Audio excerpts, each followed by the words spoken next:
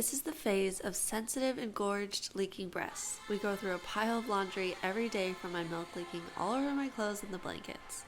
This is the phase of postpartum bleeding. If you've had a vaginal birth, using a peri bottle to clean yourself after you use the restroom because of the sensitivity after giving birth. For those who have had C-sections, there are other experiences from having major abdominal surgery. It's the phase of sleepless nights and midnight diaper changes. It's the phase of postpartum cramping as your uterus shrinks. This is the phase of a soft round belly and ravenous hunger from producing breast milk for your baby. But above all, it's the phase of intense love and bonding with your baby. Hey guys, so I've had so many mothers and mothers-to-be ask me to make a video and talk about postpartum and my experience. So today I'm going to talk about tips and ways to help you have an easier postpartum experience. So Kofax is about 1 month old now, so I'm rearing towards the end of my postpartum period, and it always feels really good to get to that point. So before I get into this, I first just want to say be sure to consult with your medical professional before following any of this advice. What I'm going to share is basically my postpartum experience, and I'll try to cover some other topics that maybe I didn't experience but are really common, but I'm not going to be able to cover all. Everyone's going to have a different postpartum experience, and that's okay. So my first tip is to rest as much as possible. And I know that this is kind of an obvious tip, but I cannot stress it enough. It's really easy to want to just jump back into life, but I really urge you to just rest as much as possible. Resting will not only help you stop your bleeding quicker, but overall it'll be a better experience for you in all ways of healing postpartum. If you try to get up and move around too soon or carry things and lift things heavier than your baby sooner than you should, you're more likely to bleed longer and just have a longer recovery road. It's super important to let others help you and get everything for you as much as possible. Stay in bed, cuddle with your baby, bond with your baby. It's really helpful for your breastfeeding relationship as well as you learn to breastfeed, especially if this is your first time, to just be skin to skin as much as possible with your baby. I'm really thankful that I have a partner, a husband, that is so helpful during the postpartum experience. I mean, he's always helpful. He's such a giver and a server, and he just loves to help. But especially when I have just given birth, he is so helpful at just doing everything for me, taking care of the other kids so I can bond with the new baby and bringing my meals, giving me water, bringing me whatever I need, so that really the only times I'm getting up is to go to the bathroom or take a shower. Of course, I'm taking a shower every day, doing my best to do that.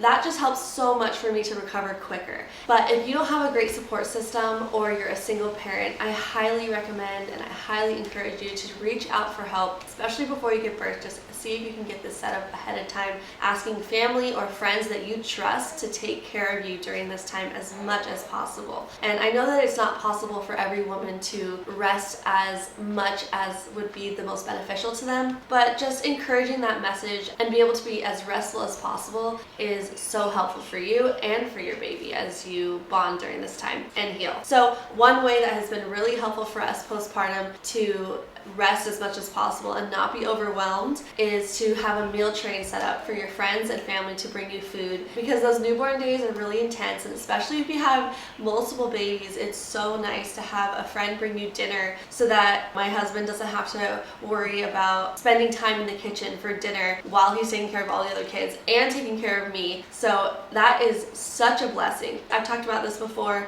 in previous videos. All of my midwives have recommended to me in those first few weeks after giving birth to only have people coming over to your home if they're doing something to help you, like bringing you food or doing your laundry or doing something for you, like taking your other kids out so you can rest with your baby and your partner rest with baby as well, or get an extra nap during the day, because we all know about those sleepless nights with a new baby. You're in such a heart-sensitive time and in a body-sensitive time where you're recovering, that having extra people in the house just for their benefit to see the baby without bringing something to the table to help you is really not productive or helpful in this time, because it's really all about the family connecting and bonding with the baby and mother healing. It's really not about other people. So letting people help you is so important. Every time I've had a friend set up a meal train for me, which is like mealtrain.com, I've talked about in previous videos, and send it out to my friends to sign up and bring us a meal after Kofax was born, and that was so helpful. So yeah, the meal train thing is such a blessing. Highly recommend doing that. So my next tip is to hire a lactation consultant, especially if this is your first birth, or if you've had previous babies and had a hard time breastfeeding and need more help. Hire a lactation consultant for your other babies as well if needed. It's important to do that within the first few days after giving birth. They'll come to your house, teach you, help you through whatever troubles that you're having to make sure your baby has a good latch, because if your baby doesn't have a good latch, it's gonna more likely cause pain and you're more likely to have nipple soreness and just a lot more troubles in that way. So you really want to make sure your baby has a good latch, and having a lactation consultant come to your house if you're new to breastfeeding is a godsend. It really shouldn't be sore when you're breastfeeding, and with my first one, it was just really hard. I had so much trouble when I had Elvis as a baby. Just being the first time, we're both learning how to breastfeed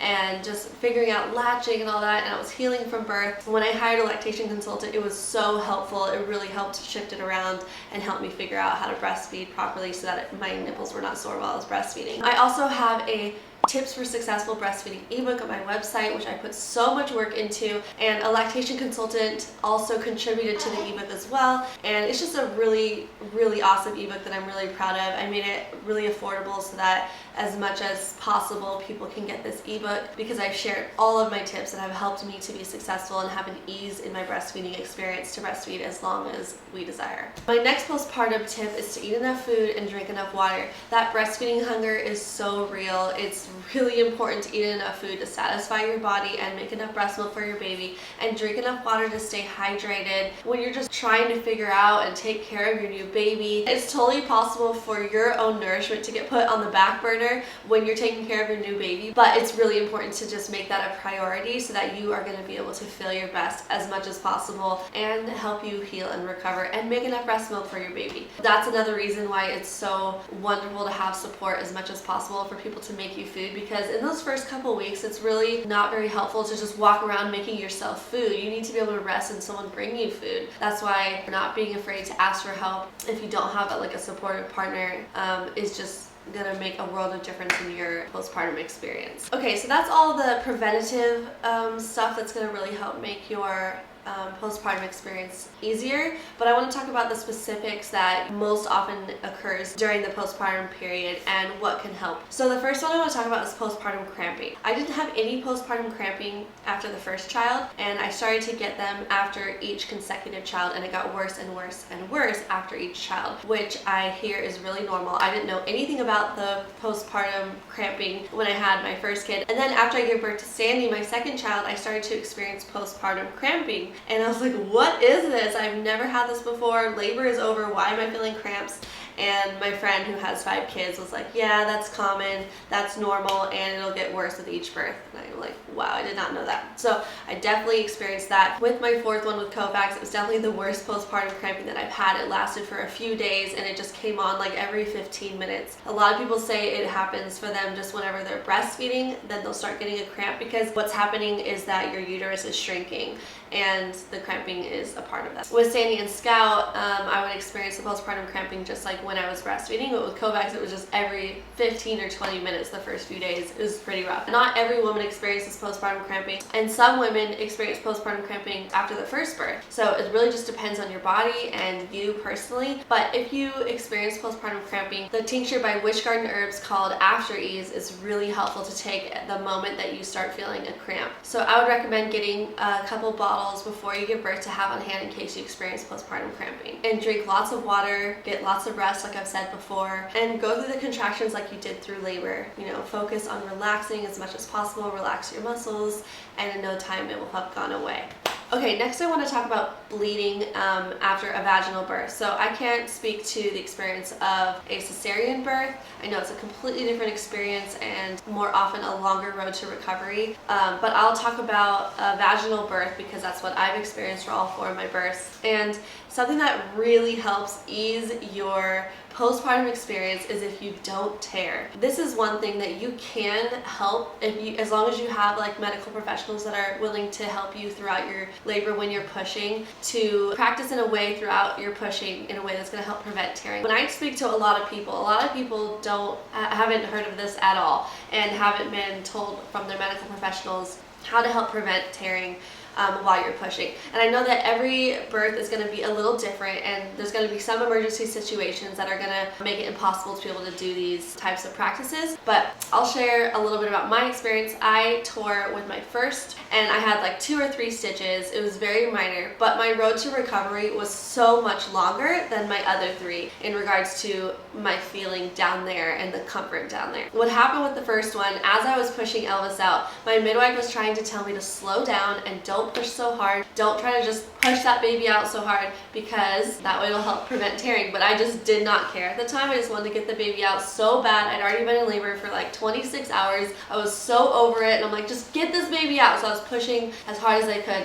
As a result, I tore a little bit. My midwife stitched me up 2 to 3 stitches. And I was so uncomfortable down there for about 6 weeks. It was really uncomfortable to just sit on my bottom just for 2 to 3 stitches. The next time around, when I was pregnant with my second, I told my midwife that I really didn't want to tear this time. And I had a different midwife this time. All of my midwives were amazing, by the way. But I had a different midwife this time because I was now in Hawaii. And I told her I really didn't want to tear. And she said, okay, so when you're gonna get to push, when it's time to push, you really need to go slow, and you need to breathe in a way that's going to draw the baby up. I know it sounds counterintuitive, but to draw the baby up so that the baby comes down really slow and comes out easily so that you don't tear, and your body will stretch accordingly. And I know part of it could just be that this was also my second time, so I'm like less likely to tear, but I have friends who have never done any of these techniques and tore with all their kids because they were not told in a different way that they could push. So this is just my experience. This might not be the experience for everyone, and I'm not saying that this is the only way to do it, or that if you don't do this you are going to tear and that there's no other way to do it.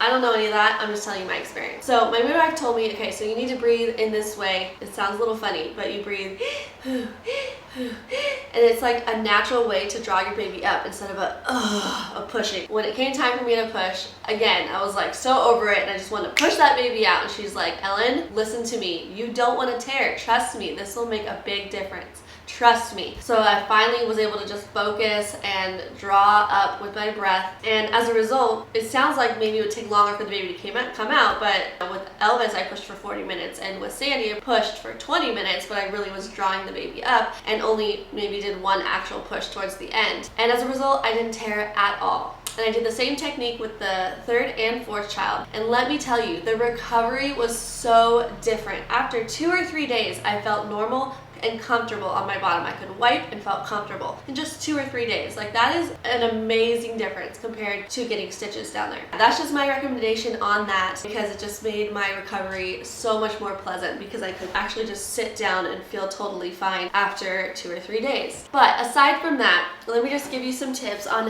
how to help your recovery, whether you've had stitches or not, if you're feeling uncomfortable down there. So you can use a bulb douche or a peri bottle to draw water up and squirt yourself after you've used the restroom, so that you don't have to use toilet paper to wipe yourself. That feels much better. And another recommendation is to create witch hazel pads that you put in the freezer. So you take pads and squirt witch hazel all over them and pop them in the freezer, and then when you're ready to change your pad out from postpartum bleeding, it's a really cooling sensation, and the witch hazel really helps create a cooling effect as well that feels really good on your bottom. You can do that as often as you like, so I would recommend preparing that in advance, or just the day you give birth, have a partner or a midwife if you gave birth at home, or a doula prepare that for you and pop it in the freezer. Also, something that's helpful when you're sore and healing from birth, especially if you've had stitches, is to breastfeed while laying on your side instead of sitting up. So while you're laying down, breastfeed your baby on the side, so that you're just not putting pressure on your bottom and putting pressure while you're still healing. So laying on your side as much as possible is really helpful. The next recommendation is to take some afterbirth sitz baths, and I really like the Wish Garden Herbs afterbirth sitz bath. So you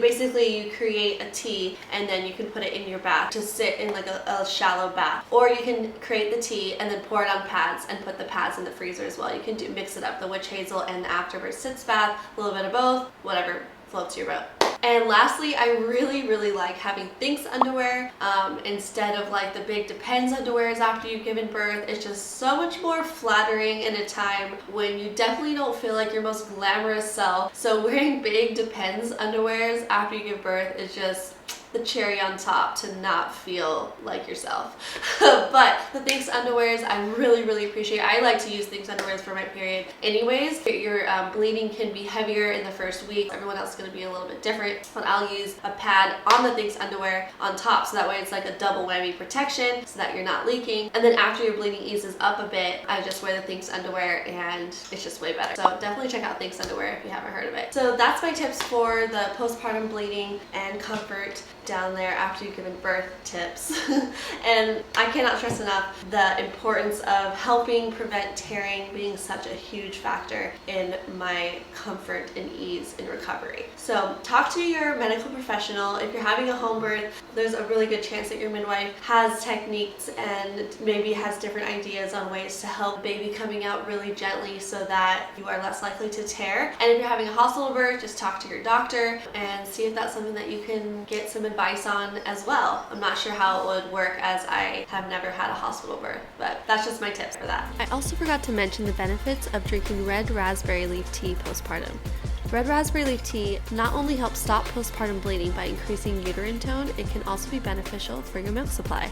Okay, the next thing I want to talk about is mastitis. Mastitis is a breast infection from inflammation and an over-engorged breast, which can be very common to experience in those first few weeks after giving birth, because when your milk comes in generally with an oversupply to learn how much your baby really needs, so it can adjust and start creating the correct amount of milk based on how much you're pumping and your baby is breastfeeding. If you're not breastfeeding enough, or if you're holding up your breast with a bra and tightening your breast when you start to leak, it's more likely to encourage symptoms for mastitis to come on. Now is the time to let it all hang out and not hold your breast in with tight bras or even with your hands. And when you're breastfeeding on one side and you start to have let down on the other side, you can either let the milk come into a blanket, or you can get a certain type of milk catcher to let the milk come in so that you can save that milk and not let it to go to waste. So there's one called Naaka, I feel like. I need to get one. I have never gotten one. I've always just let it drip into blankets or put a bottle there to let it go in. But I would like to get one this time. I'm probably going to get one this week if I get a chance. So that's going to be your most helpful tool to prevent you from getting mastitis or having symptoms of mastitis. So symptoms of mastitis are a fever, body ache, tender and sore spots on the breast where you feel it, and you might even see red spots on the breast. And the moment any symptoms occur with mastitis, take action right away so it doesn't turn into a full-blown infection. Contact your medical professional, of course, first, and what you can do to help ease the infection so that it doesn't turn into like a full-blown thing, because it can potentially be quite serious if you don't take action and if it gets worse. Take hot showers where you're massaging the sore spots to the breast so that the infection can get drawn out. Breastfeed your baby as much as possible on demand. No, it will not hurt your baby. The baby will help draw the infection out and it doesn't hurt your baby at all. And put cabbage leaves on your breast for a soothing, cooling effect. It really makes a difference. And then another thing that is really helpful is the Happy Ducks tincture by Wish Garden Herbs. And just rest as much as possible. Sleep when baby sleeps. Nap whenever you can. I know it's really hard to do, but just nap and sleep as much as possible. Drink lots of water. Another thing that's really helpful is to wear loose clothing. Those are the best natural tips I can recommend that really helps nip it in the bud and make the symptoms go away. Another common experience is postpartum depression. I haven't personally experienced postpartum depression myself, and I don't have knowledge to share on the topic, but I felt it important to include in this video, and my heart goes out to all the mothers who go through such a difficult hardship. So I posted a question on my Instagram stories asking mothers who have experienced postpartum depression to share what resources they would like me to share with others. Here's what some mothers shared with me. Firstly, seek out medical professional help and guidance. Therapy and counseling. Ask for help, accept help. Find someone else who experienced it to not feel alone. Reach out to other mothers and friends. Postpartum depression pages on Instagram for encouragement. Look up Julia Jones' work, Newborn Mothers. Someone said, I didn't get postpartum depression, but I did get postpartum anxiety pretty bad. Meditation using Headspace app was the best. Also ensuring I got enough sleep and didn't have caffeine. Also letting my partner know whenever I felt it coming on so he could support me. The book Postnatal Depletion Cure. The book This Isn't What I Expected by Karen B. Kleinman and Valerie Davis. Taking alone time, connection with other mothers, and when needed, medication. No shame. My placenta pills definitely helped me through my postpartum depression. My midwife recommended me to go to a group therapy for PPD. It saved me. Lastly, I just want to say to remember to love your body through this process. I know that you're not going to be feeling like your most glorious, glamorous self in those first months after you you give birth. But I think it's so important to just embrace that soft round belly, look at the miracle of what your body just did, and be thankful for the beautiful life that you just created, and to focus on how beautiful you really are through this experience. I just think that's super important, to just love your body through this, because your perception becomes your reality. Alright, so that's basically it. I hope you find this helpful, and if you're going to be having a baby soon or you just had a baby, congratulations. And I really hope that these tips help create an easier and more gentle, comfortable postpartum experience for you. That's all for now, and I'll see you next time.